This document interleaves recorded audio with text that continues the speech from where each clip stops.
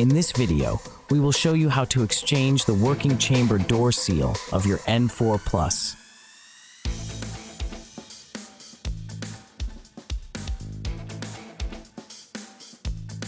For this task, have the following items ready: a flat blunt tool, a paper towel, and white mineral oil-based grease.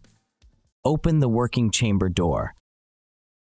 Carefully remove the seal from the groove on the inner side of the working chamber door. Use a flat blunt tool.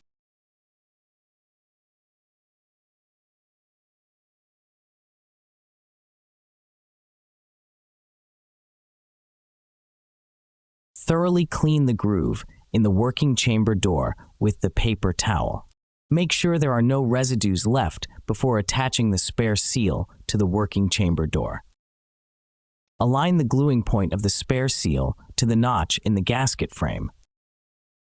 Insert the seal into the groove and press it into place. Make sure that the entire seal fits tightly. Grease the working chamber door seal approximately 1 mm thick with white mineral oil-based grease.